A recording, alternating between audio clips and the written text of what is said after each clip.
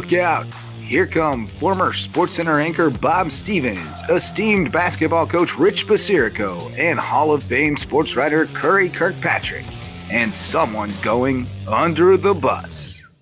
Welcome in to the latest edition of Under the Bus, where three old guys who've been thrown under a few buses, now it's our turn to throw people under the bus. Yeah, that's right. Yeah, it's all brought to you by Hudson's on the docks on Hilton Head Island. Spectacular seafood place. These guys sold the sponsorship. I keep doing the commercial for them. You're doing a good job with it, Bob. Hudson's on the docks, second generation. Andrew Carmines does a spectacular job of taking what his dad and his folks built and making it even cooler. Grows his own oysters. He's into all of that. If you're ever on Hilton Head Island, it's the old traditional place to go. Right, for sure. But it's new and fancy, and it's on the water, and it's all like surrounded by boats. Surrounded by boats. It's wonderful. Yeah, good stuff. All right, this is the podcast about all the people you don't know about. This is the Who's He podcast, I guess. Or who's First of all, who are we? Rich Basirico, Hall of Fame high school basketball coach. Curry Kirkpatrick, legendary Sports Illustrated sports writer. I'm Bob Stevens, formerly of ESPN. And a legend, too. Not even in my own family. Let's start talking. We have not led with baseball all the last year and change, I think. Let's start talking about the All-Stars, because we can talk about people nobody knows. 32 first-time All-Stars. That's pretty cool. Yeah. Now, is that good or bad? That's the question, isn't it? Yeah. I think it's good. I like it. I like to see some new players there, for sure. I think it's kind of cool. Guys you've never heard of, though. Yeah, it's interesting. In baseball, you used to know everybody, right? You knew a lot of your own favorite team and other teams, too. Now, you watch a game, it's like, who are these guys? Like, just recently, Jose Miranda from the Twins, he was 12 for 12. 12 consecutive hits. That's pretty darn good. Is he going to be in the All-Star game? No. Probably not. I've never heard of him. That's amazing. His batting average went like from 270 to like 328 or something like that. Just like that, yeah. Man. Pretty amazing. 3-game run. That is incredible. And this leaves out, though, the thing about the 32, it leaves out some names we've heard of that we, through the years, people have actually paid to see individual players. Sure. And now they're being replaced by these guys that we've never heard of and nobody's ever heard of, actually. But, I'm not, the biggest name in this game, though, the newest game, is Paul Skeens, the pitcher for the Pirates out of LSU, who's, I think, won 5 games in 10 appearances. And the big question is, will he start the All-Star game? Should he start? He's a name people do know, and I think he will. I think he'll probably get the start. He's the best pitcher in the National League right now. And he's only been up in the majors for 8 weeks. Think about that. Well, that's what they're saying. They're saying, has he earned it? I say, forget he's earned it. Everybody knows about him. Everybody wants to see him pitch against the American League, and leave him in for 2 innings too. Don't do this 3 batters and out. I mean, come on, you got to give this starting pitcher at least 2 innings, I think. Back in the day, they used to go 3. They used to go 3, and the starter used to go 3. But nowadays, they give 1 inning, even the starter, the starting pitcher. I know. But I'd love to see Skeens pitch against like 6, 7 guys. Pitch against Stephen Kwan of the Guardians, who is leading the league by 40 points in hitting, hitting 360 something, and then followed by Soto and Judge, who maybe the 2 of them would break out of their slumps and get going. Because that's embarrassing. Yeah, we're going to get to the Yankees here. Well, in the National League, the player, I would love to see, you watch him he's about a highlight every night, is Ellie De La Cruz for Cincinnati, who is so tall and so fast. The other night, he almost stole 3 bases in 1 inning. He stole second, he stole third, and then they tried to double steal at home, and he missed the bag with his hand. He would have had 3 in 1 inning. Wow. And then he came back this next at bat, and he stole 1 or 2 more? Well, later on, I think he stole third again. He's on third base. A guy hits a roller to the pitcher, and he tries to score from third, and he makes it this time. Wow. It was a great slide. He's a great this guy player. is great to watch. It's fun to watch. And he's actually, Curry and I were talking about this beforehand, he's actually says anyway, he's trying to learn Japanese because he wants to be able to communicate with Shohei. because they're both going to be big stars for years and years, and maybe they'll play together someday. Good for him. Yeah, maybe he'll get adopted by Shohei so they could do the father-son thing. Well, and he can talk to him next week in the All-Star game. That's Shohei calling me. It could be Shohei calling you. Yeah. Is that in Japanese? That's the second time I need to be arrested. I need to be arrested. All right, everybody else, turn your cell phones down. Philly leads the National League, 7 All-Stars. Dodgers have 6. San Diego has 5. American League, Cleveland leads the way with 5 All-Stars, and Kansas City has 4. Speaking of father and son, Bobby Witt Jr. could be the best player in the American League. If Gunnar Henderson isn't, Bobby Witt probably is. Big star. And 2 great shortstops, and they'll both be playing for the American League. Kansas City with 4 All-Stars. They lost 106 games last year. Unbelievable. Yankees have 3. Well, and my Cardinals have 2 pitchers. There you We go. said that last week in the All-Star game. Yeah. I want to talk about your team. Yes, sir. Is your boy Aaron Boone in trouble? I mean, seriously. They're talking about firing this guy. They've been talking about that for the last 3 years. What are you kidding me? Steinbrenner won't fire him because he doesn't want to have to pay somebody else. Because they have to pay Boone and then somebody else. They won't fire him. His dad, how many guys was his dad paying at any one time? He could be paying 4 or 5 Aaron Boone people. would have been, his dad was alive, Aaron Boone would have been gone 3 years ago. And Billy Martin would still be They might have brought him back. from the somehow. box. He Yeah. might have been fired 3 times by the dad. Without a doubt. See, the thing about Boone is he's kind of, I hate to say this, but he's like a puppet on a string. They tell him what to do and he does it. And that's why they like him. So is Cashman managing the Yankees? Is that what you're saying? Or is it him?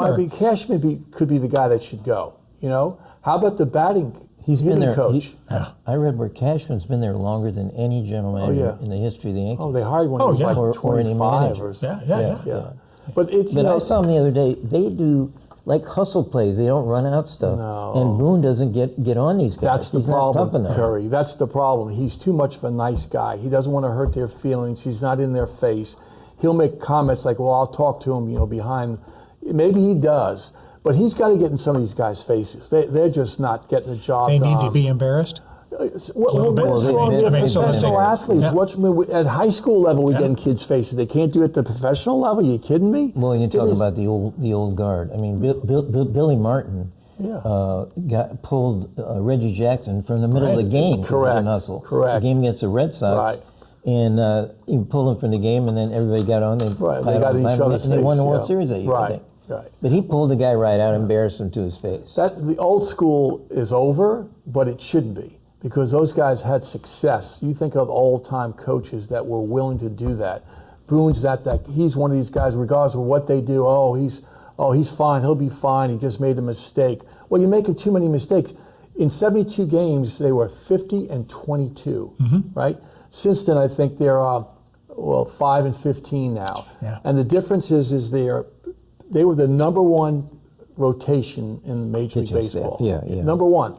Through the first 72 games, they had an ERA of like 2.77. Their ERA is 6.97.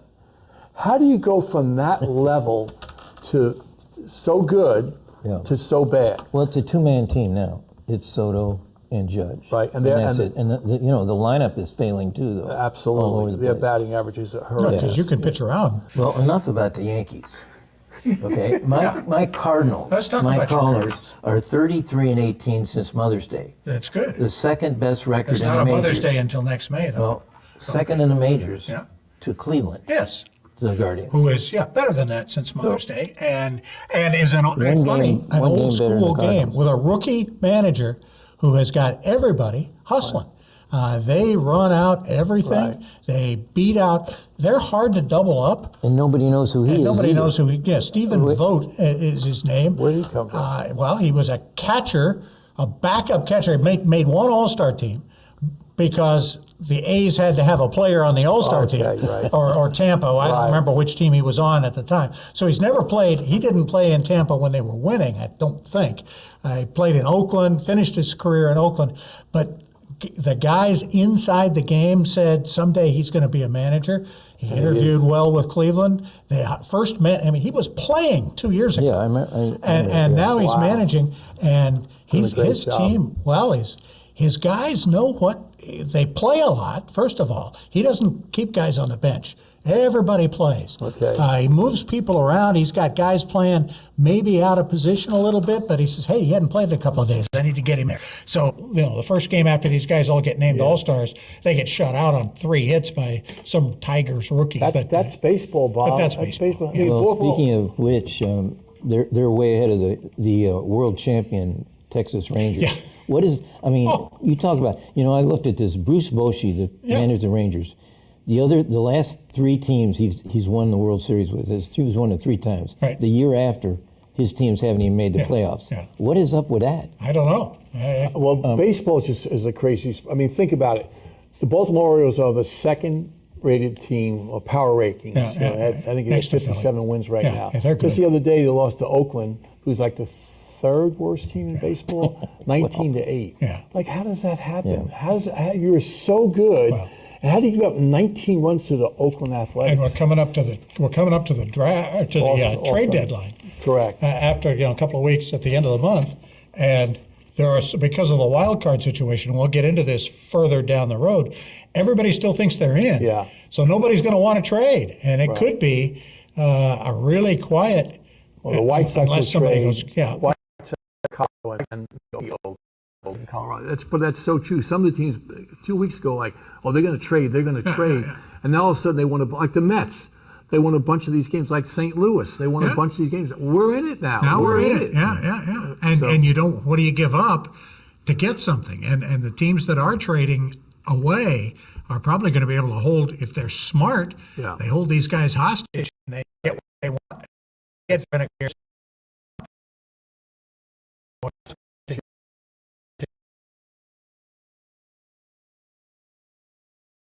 The draft actually begins All-Star Weekend. They begin it with the draft, which is weird. They used to do it during the College World Series. Right. But now they've made it the Sunday of All-Star Week. Oh, cool. They're going to do the draft. And who has the number 1 pick in the draft? The Cleveland Guardians.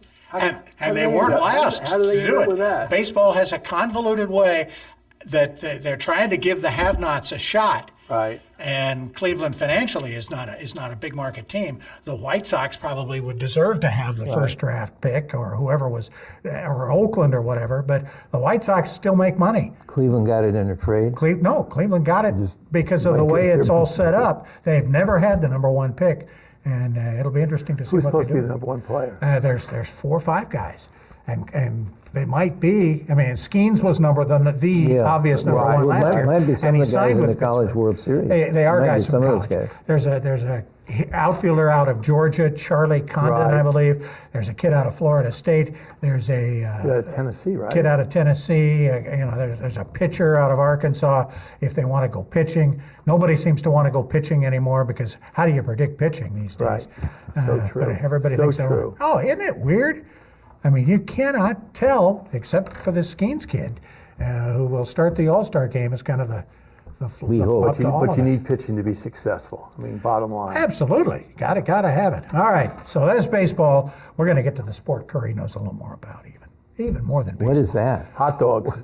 Wimbledon, as Mudcat Grant, famous baseball pitcher, used to call it when they would hand him the scores to read, Wimbledon. We'll be coming back and talking Wimbledon when we continue to throw people, sorry Mudcat, under the bus.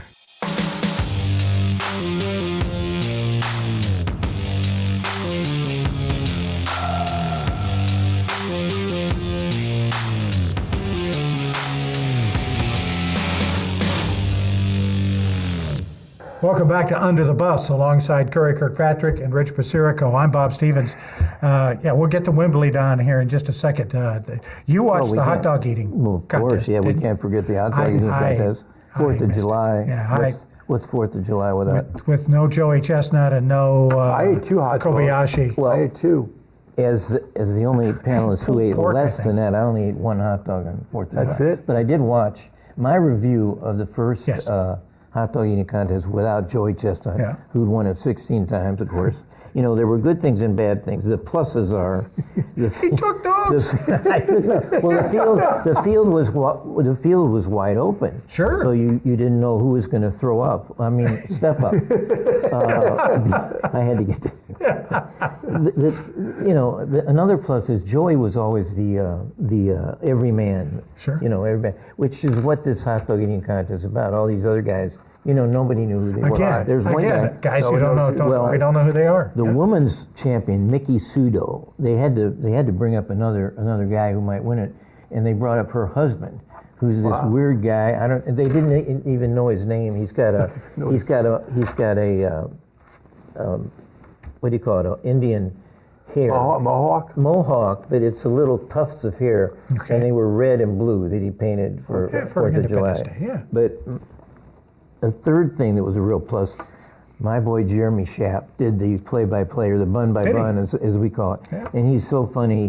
He had some great lines in there. They also, for some reason, the bus ride onto the site by the competitors used to be a huge thing.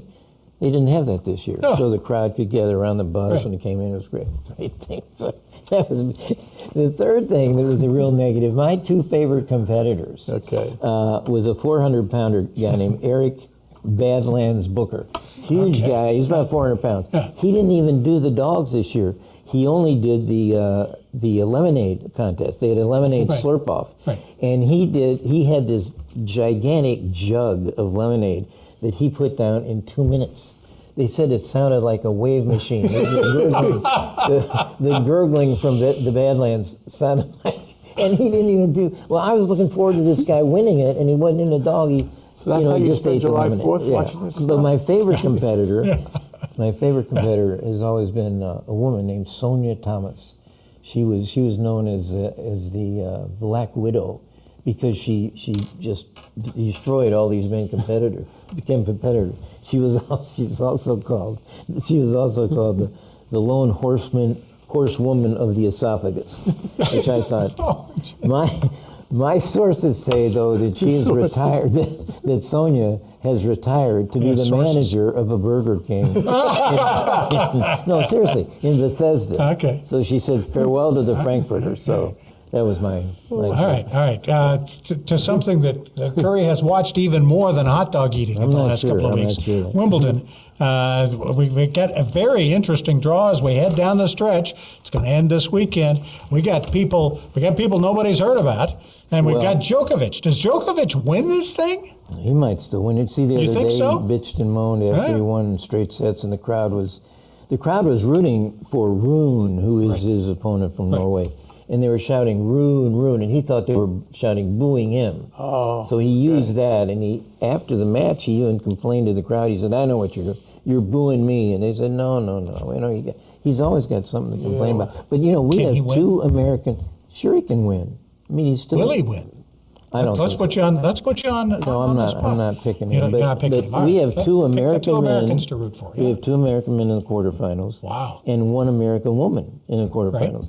And her name is Emma Navarro, and she is from Charleston, South Carolina. There you go. And on top of that, she went to school. Ashley Hall, which is a little private school in downtown Charleston, an all-girls school. And Rich used to coach against them. Yeah. And my daughter, Chelsea, used to play tennis against them all the time. Wow. So this girl went from Ashley Hall to now the quarters at Wimbledon. Pretty good. And she's terrific. She beat Osaka in the second round, just routined her.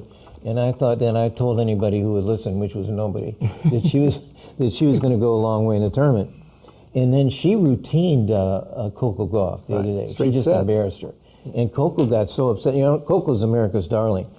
But in this match, she showed a little bit of her other self because she started getting mad at her coach, Brad Gilbert, who's also an ESPN broadcaster. Mm-hmm. Well, why is Gilbert's sitting in the stands. She's going after, now you can talk to your coaches now. Didn't used to be able to do that. Okay. She's screaming at him, give me something, say something. She was going like, say something to me, say something to her coach. I mean, it was embarrassing. What if the coach says, you suck? Yeah. That is embarrassing. Give it up tonight. What are you gonna, you're getting your butt How about hit it over the net? Well, and he was telling her, he was motioning to her, play backhand to backhand, not forehand to forehand, which she was doing and losing. And that didn't help either. Coco got. I mean, she just got unraveled, and she stormed off the court. So I don't know if we might have, but Emma, we might have a new star. That'd be awesome. Emma Navarro. Her father's a billionaire. How badly do we need that? Americans back at the top. We've got a couple of men, and now we've got a couple of men. Tell us about the guy we don't know anything about. Ben Navarro, her father, is a billionaire. He bought up a whole bunch of land in Charleston. He owns a few of the women's tournaments around the country. He owns the tournaments. He also tried to buy the Carolina Panthers. Panthers. Didn't get it. Well, he got beat out by that moron, David Tepper. Yeah. So too bad. Too bad. Emma Navarro now plays Wimbledon, a little girl who's become a darling in Wimbledon named Jasmine Paolini, who's Italian. Oh, Italian. Italian girl. She's about 5'4". She's like a midget, and she has all this hair. She's like a midget with a mullet. And Wimbledon has loved her. She's beaten, a couple of terrific players, and she's going to play Navarro in the quarters. Today, right? Quarters, It's almost ongoing as we speak, and I think the winner of that might win the thing because nobody knows who these other people are. Right. There's a girl named Lulu Sun, who's from New Zealand, who's playing today as we speak, and if she gets in there, she's a qualifier. She'd be the first qualifier ever to win Wimbledon. Wow. And so it's fun. Yeah. All right. So you want to talk about the men? I'm pulling for Emma. Strawberries and cream this weekend for Wimbledon. I like that. This could be a whole lot of fun. Do you want to continue because we haven't even mentioned the men. Taylor Fritz won a huge. Keep trying to get you to. Well, Tell me about the men we don't know. Taylor Fritz won a huge match the other day against the German Zverev. He came from 2 sets down, which is, as we know, very, very tough. And he's been on the radar a long time. He looks like a movie star. He's a terrific guy from California, Taylor Fritz. He's in the quarters, and then the other guy, who's another American who nobody knows anything about. His name is Tommy Paul. He won the French juniors. He'd been around for like 6 years. Okay. He's only 24, but Tommy Paul is no relation to Chris Paul because he's not black. He's no relation to Rich Paul, that billionaire who hangs around and sucks up to LeBron James, and he's no relation to Jake Paul, because he's not stupid enough to want to fight Mike Tyson. Remember him? This guy. Is he any relation to RuPaul? I'm not sure of that because he hasn't. But I don't think so because off court he's made some other news because he's attributed his success to his glamorous influencer girlfriend, Paige Lorenz. Lorenz has had relationships get this. Lorenz has had relationships with Morgan Wallen, the country star, dash homophobe. And she's also had a relationship, not to mention, with Armie Hammer, the movie star, dash sex, drugs, and alcohol abuser. Yeah. So the question arises is, who has the worst selection of partners, him or her? All right. But Tommy Paul is a tough guy to deal with. He's a tough out, and he next plays Alcaraz today. We're talking Tuesday. Right. He plays Alcaraz today. I'm not going to be surprised if he wins that, and we get two Americans in the semifinals. Wow, that would be wonderful. Terrific. That'd be excellent stuff. I'll watch them. We have one American in the soccer semifinals. The coach of the Canadian team. We're going to throw the American team probably, under the bus when we come back. Stay with us.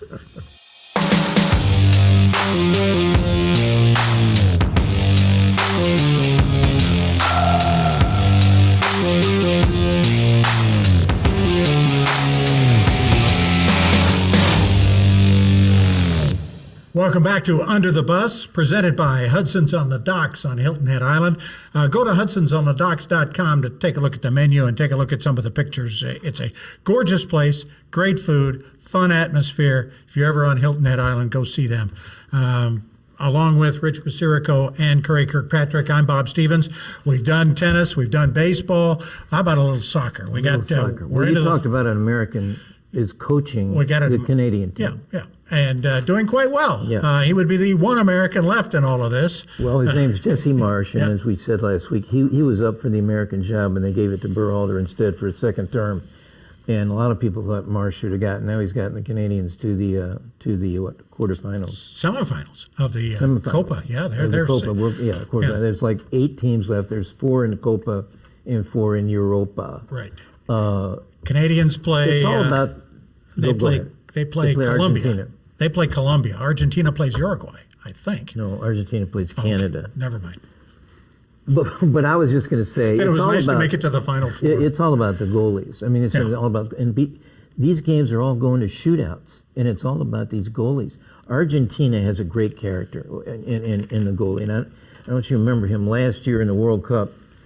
He played against France, and he goes and he throws the ball away as a striker's about to set the ball down. This guy, who's got 4 names, I'll give it to him in a minute, but he picks up the ball and he throws it away. He does all this stuff, and his name is Damian Emiliano Martinez Romero. He goes by Martinez, but his nickname is got a great nickname is El Dibu.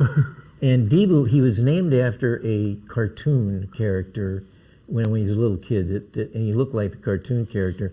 And Dibu is short for dibua, which is this Spanish word. I'm getting into the woods here. A Spanish word for drawing. So they named him El Dibu after a drawing. And I have a neighbor who's from Ecuador, and Argentina beat Ecuador to get to this semifinal. And the next day, all he would talk about is El Dibu beats us. El Dibu beats us, because they all know this guy. He's such a great character. But he won the World Cup, and he even tried to embarrass the great Mbappe. What's his name? Mbappe. Mbappe was about Mbappe was about to get the ball and go in the shootout. Right. And Martinez pretends he's going to give the ball to Mbappe, and he throws it away. He does this stuff all the time. And the rules makers have talked about making a rule against him. And in fact, he's even got a yellow card in shootouts. Yeah. But he's the best goalkeeper against shootouts. He made a great save against Ecuador to save Argentina. In the shootout, Messi missed his first shot. He hit the bar. Yeah. So now it's despair for Argentina. But this goalie saved him by making these 2 saves in the shootout. Should it come down to shootouts? I don't think so. It's like in basketball, would you have free throw shot? Yeah. Jump shot, 3-point shots. Should football come down to how many kickers can you have? Is anybody at that game care how long it goes? I mean, you're right on the edge. I love sudden death too, which they play, in the extra time. That's almost sudden death, because if you score, then you don't have to go to shootout. I think you immediately go to sudden death. Don't do overtime. Just go. I mean, obviously it's overtime. Played 90 minutes. Just go immediately. Next team that scores, already. boom. Right. Yeah. The game's over. Okay. And you're right. If it goes 4 hours, someone's going to score. But to have the shootout, I mean, it's. Well, and Uruguay's in it now. Uruguay upset Brazil in this really nasty game where Uruguay went around fouling everybody. I was watching it, and I had never seen a more physical soccer game. It was everyone went down. They tackled everybody, and there were a few yellow cards. 41 fouls. Yeah, 41 fouls, but not many yellow cards. And only 4 shots on goal. Yeah. I mean, come on. This is Brazil and Uruguay, these South American teams, playing the beautiful game. Yeah. Well, this game was not, It was ugly. Well, the coach of Uruguay, who beat us, a guy named Bielsa, remember we talked about last week, he was suspended from our game, so he didn't coach against us. But he's a legend in all over the world as a coach. And even he admitted after the game, he said, that's the way we have to play. We had to play to beat Brazil. We can't beat them, playing. The officials can fix that, though. I mean, a few extra yellow, start tossing guys out. Yeah. And the thing I love about soccer is red card, you're out, team plays shorthanded the rest of the day. Uruguay had to do that. They did throw one Uruguayan out. For the last 10 minutes. They played 10 against 11 in the last 10 minutes, still couldn't score. Yeah. But I just. Well, that's the thing of soccer. As you know, I'm not a big fan, but Curry, I knew you played soccer. There's enough scoring. Come on, I mean, it's 1-0, 0-0. Although I thought I watched the European quarterfinals. I watched some of those games, and they were. the atmosphere is just the atmosphere is great. That's incredible. why- It's that's why incredible. and it would be even better if the games were 5-4. Yeah. Make the goal. Well, it's so maybe it's so nationalistic. The crowds get into it. I've always said, why not, just like hockey, why not make the goal wider? Yeah. Okay. Made the goal way wider, make a couple feet, and cut the teams down. Make them play, instead of 10 guys playing with a goalie, make 8 guys play. 8 against 8 with the wider goals. It'd be 12-10. These scores. That'd be cool. It'd be a lot more scoring. Cool. I really don't watch it because there's no scoring going on. And then when someone does score, we mentioned this before, the guy runs away from his teammates, slides into the corner, takes his shirt off. You hate that when they slide in there alone. Why is he running away from his teammates? He should be hugging them. They run to the corner. No, but what they're doing, they're running to the crowd. They're running to his crowd to slide and get the greetings from his crowd. Come on. How about a guy at the end of the game, home run, wins the game, and he runs over to the crowd. Runs over to the right field. That is You're tough on soccer. Rick. I've been watching some of the baseball games with the new extra inning rules. Yes. Guy gets the winning hit in extra innings. He's usually running away because he's at first base already, and because the guys are coming with the bucket. Right. They're gonna get him. So that's good stuff. Okay. Yes. You want my picks, I know. Yeah, I do want your picks. You got picks. Well, good. the best team in Europe is Spain. They've been the best team throughout. They're going to play though France. Right. And Spain has a 16-year-old phenom. 16 years old. This kid is playing against grown. Lamine Yamal, and he's a left footer. He plays for Barcelona. But just imagine that he's 16 years old. Brazil has a 17-year-old. I thought that was young. But Spain will now play France, and I'm counting on Mbappe, who's had a mask on. He broke his nose in the first game. He's had like a Batman mask on the whole time, and it's really been bothering him. Mbappe pulled himself out of the last game. Right. He didn't, so he wasn't there for the shootout. They won anyway. Yeah, and they beat But Portugal. I'm picking Mbappe to come strong in this game, and beat Spain in the semis, beat England in the final. I was going to say, you talk about England. You talk about no scoring. England has not scored a goal in regulation time, in extra time. They have won on shootouts, and they have won on guys kicking it into their own net. They've gotten a couple of own goals. Own goals. They have more own goals. But they have not scored a goal on their own in regular time the whole tournament, and they're in the Final Four now. Final Four. Yeah. Wow. But they did call. But they don't give up any. They did score in extra time to win the game and keep them alive. But they're now. I think they can get to the finals and play France. That would be cool. Against England. the orange. So you think France is going to beat Spain? Yeah, I do, because I think Mbappe is finally going to have a great game. Okay. He's the best player in the game. He's playing against the best team in the game, so that's Canadians have any shot in the cool. Copa? They're playing Argentina, so I don't think so. My man in goal will do everything about him. By the way, he trash talks. They're getting ready to kick, this guy trash talks guys. He'd say, "I'm looking at you." He shouts stuff like this. "I'm looking at you." In English or in well, I think whatever language the guy is playing. Sign language. And he loves this term. He says, "I'm going to eat you up." He says this on the line as they're about to shoot the cricket, and he really intimidates the other team. I'm sure he does. Oh, I'm sure he does. He's great. All right, last couple of nuggets. Everybody can throw out a note and a nugget. Keegan Bradley named captain of the U.S. Ryder Cup team. Tiger said he didn't want to do it. Keegan will take it at Bethpage Black in New York next year. After being snubbed from being on the team a year ago, finally some controversy kind of an imaginative pick. Do you think? Take are you surprised by that pick? Yes, because they usually stick to a pretty. Well, it's off the wall. Good old boy. It's a good old boy deal. They had some previous captains they could have chosen. Yeah. Who were they? But they went different. And I.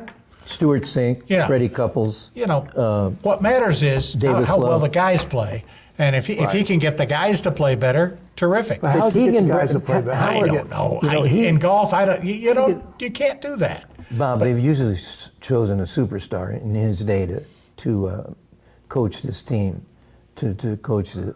Except Zach Johnson wasn't a superstar. Well, and he didn't get a lot of respect. I don't think Zach Johnson. And that's the problem with Keegan Bradley.